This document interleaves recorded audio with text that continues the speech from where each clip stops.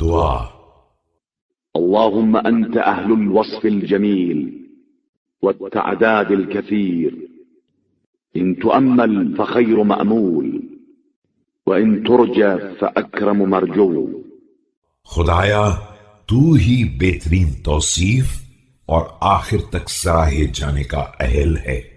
تجھ سے آس لگائی جائے تو بہترین آسرا ہے، اور امید رکھی جائے تو بہترین مرکز امید ہے.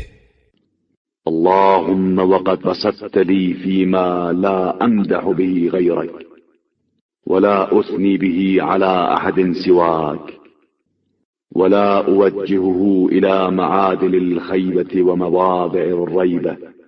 تو نے مجھے وہ طاقت دی ہے جس کے ذریعے کسی غیر کی مدح و ثنا نہیں کرتا ہوں، اور اس کا رخ ان افراد کی طرف نہیں موڑتا ہوں جو ناکامی کا مرکز اور شبہات کی منزل ہیں. وعدلت بلساني عن مدائح الآدميين والثناء على المربوبين المخلوقين.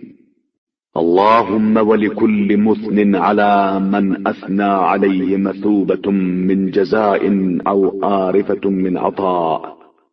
میں نے اپنی زبان کو لوگوں کی تعریف اور تیری پروردہ مخلوقات کی ثنا و صفت سے موڑ دیا ہے. خدایا ہر تعریف کرنے والے کا اپنے ممدوح پر ایک حق ہوتا ہے، چاہے وہ معاوضہ ہو یا انعام و اکرام. وقد رجوتك دليلا على ذخائر الرحمة وكنوز المغفرة.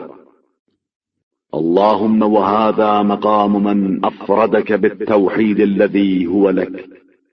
اور میں تجھ سے آس لگائے بیٹھا ہوں کہ تو رحمت کے ذخیروں اور مغفرت کے خزانوں کی رہنمائی کرنے والا ہے.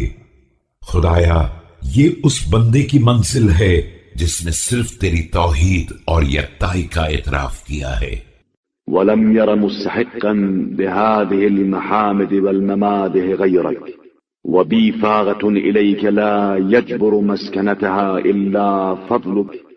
اور تیرے علاوہ ان اوصاف و کمالات کا کسی کو اہل نہیں پایا ہے. پھر میں ایک احتیاج رکھتا ہوں جس کا تیرے فضل کے علاوہ کوئی علاج نہیں کر سکتا ہے. ولا ينعش من خلتها إلا منك وجودك، فهب لنا في هذا المقام رضاك، وأغننا عن مد الأيدي إلى سواك، إنك على كل شيء قدير. اور تیرے احسانات کے علاوہ کوئی اس کا سہارا نہیں بن سکتا ہے.